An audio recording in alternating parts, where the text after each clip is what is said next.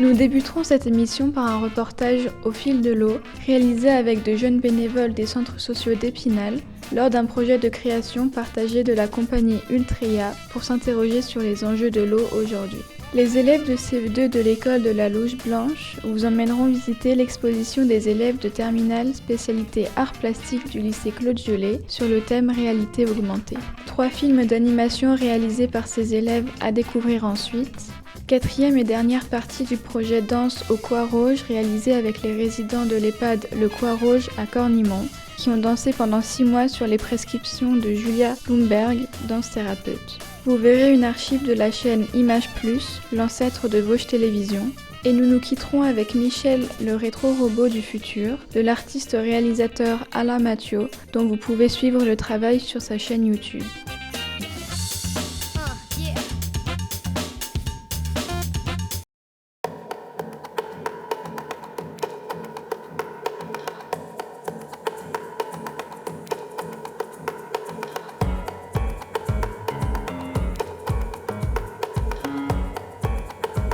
Bonjour, nous sommes ici pour faire une investigation sur l'état de l'eau à Épinal. Reportage. Nous sommes allés au bord de la Moselle.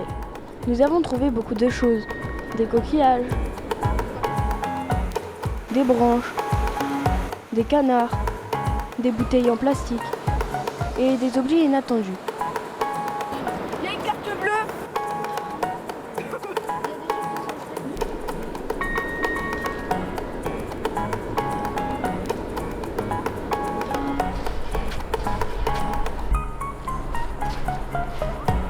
Nous avons interrogé les habitants.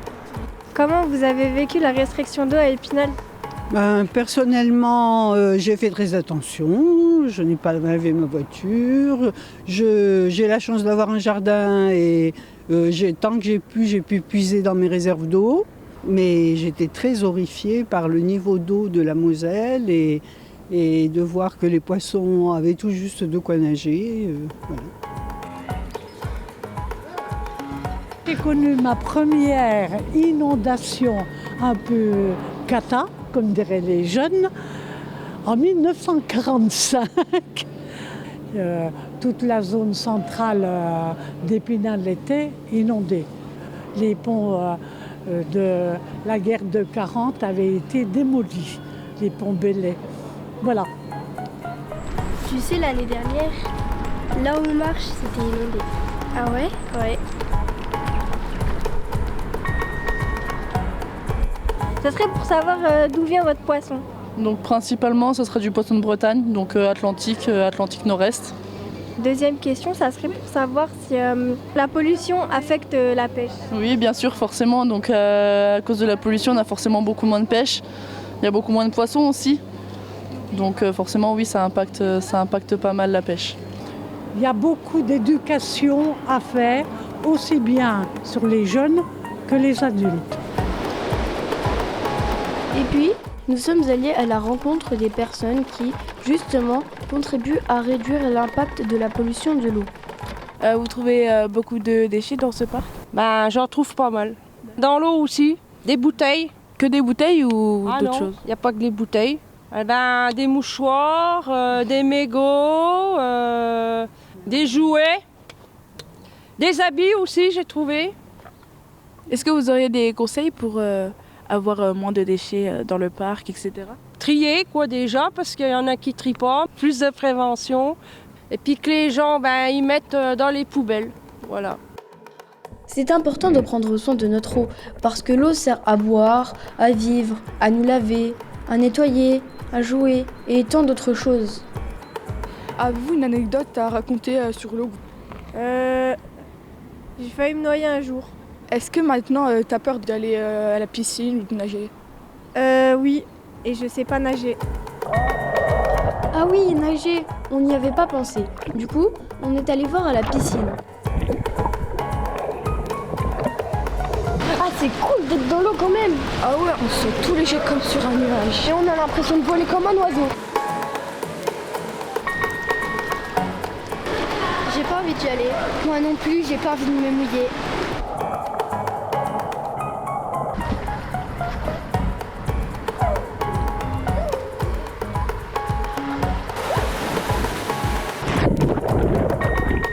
suite au prochain épisode.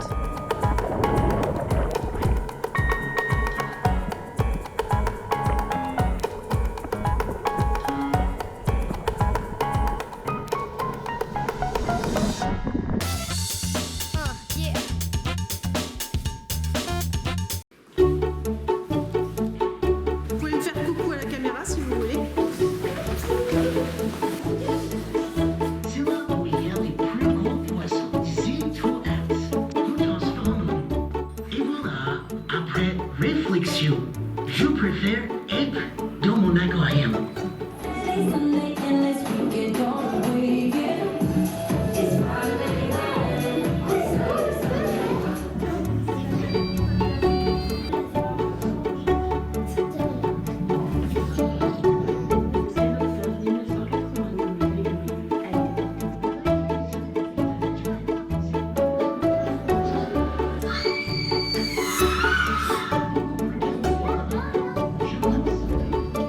Ça, c'est du mapping.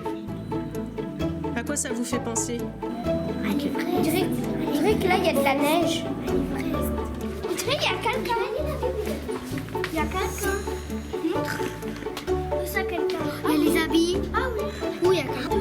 Il avait un doudou. Off. C'est un truc.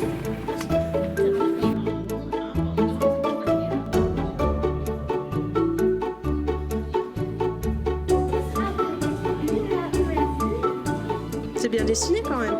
Ouais, bien dessiné.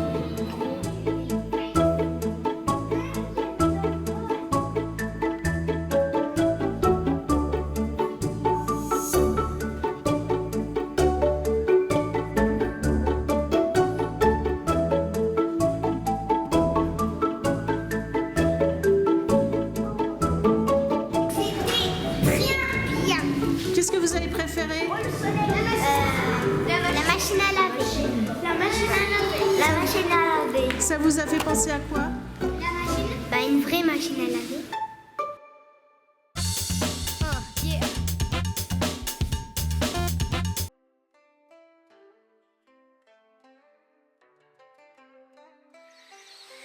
Le thé oolong, un trésor de la culture asiatique, est bien plus qu'une simple boisson.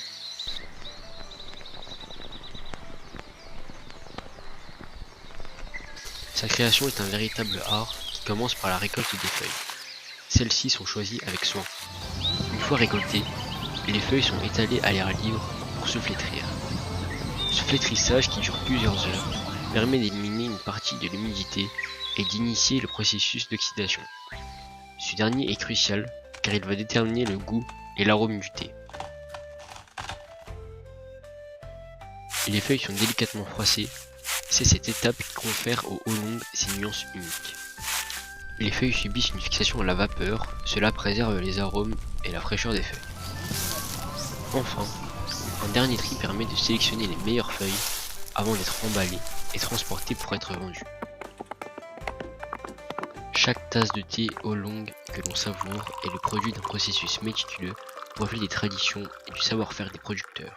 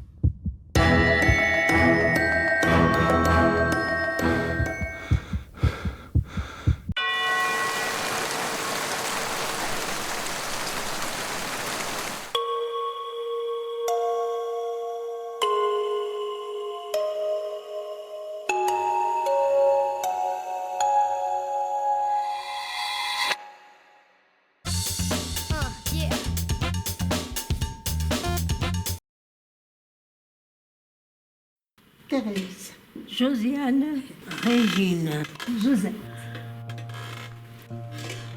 Christine, Gilles, Malou. 1, 2, 3, 4. Ça va? 1 et 2 et retour. 1 et 2, 2, 3. Derrière la tête et di, pause. On monte.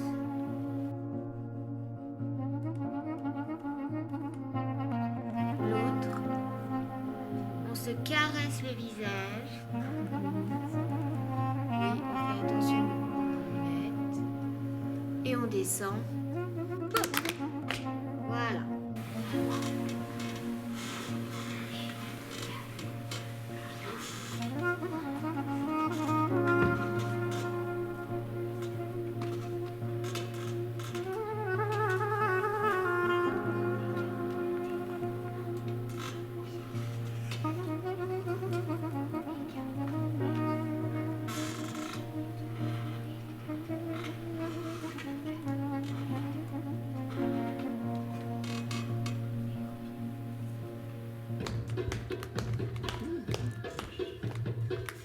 En Afrique. C'est parti. Allez. 1, 2, 3, 4. 1, 2, 3, 4.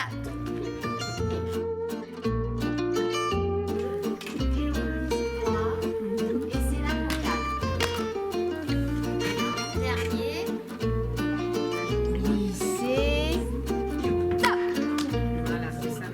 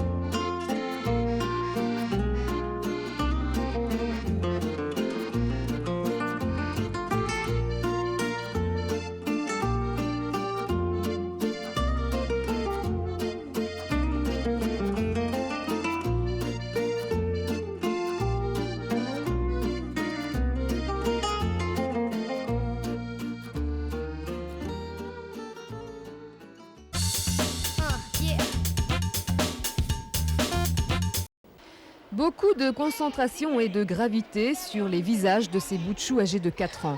Leur maîtresse, Madame Barrier-Paris, les initie au secret de la création artistique contemporaine. En effet, au terme d'un long travail pédagogique autour de l'œuvre de Richard Long au musée départemental, les enfants avaient l'occasion aujourd'hui de mettre en pratique leur enseignement. Donc les enfants ont fait une première visite il y a à peu près un mois. On a surtout insisté sur l'œuvre de Richard Long, ce qui les a beaucoup captivés, étant donné que c'est quelque chose qu'ils connaissent, des ardoises, ce qu'ils appellent des cailloux. Lors de cette première visite, les enfants avaient ramassé des galets sur les bords de la Moselle, dans le but de les travailler, les sculpter, les laver, les peindre et les vernir. Ce matin, ils les ont donc redéposés sur les berges du fleuve, dans un esprit artistique très libre. Et aujourd'hui, nous sommes revenus au musée, plus précisément au bord de la Moselle, pour réaliser l'œuvre.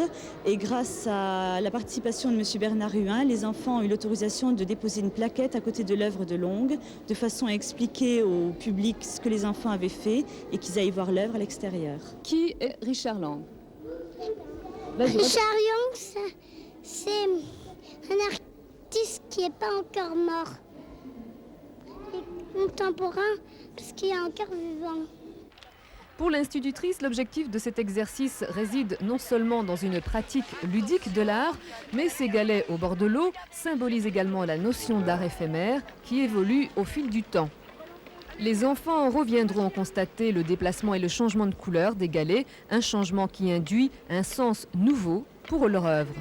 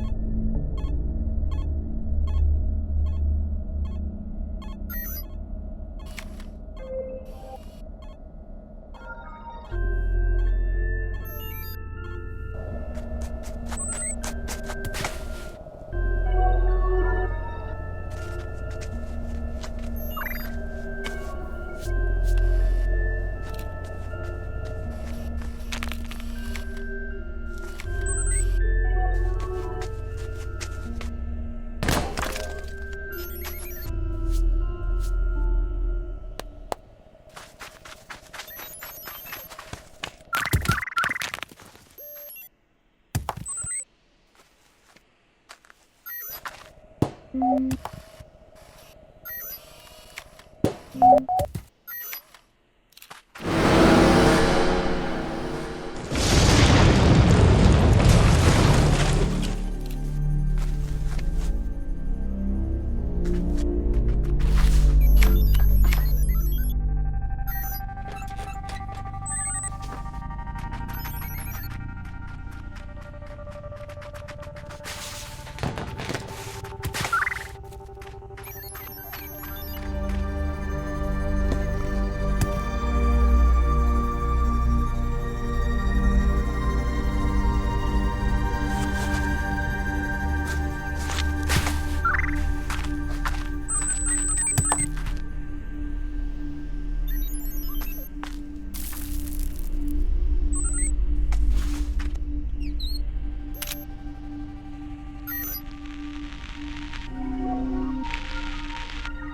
you.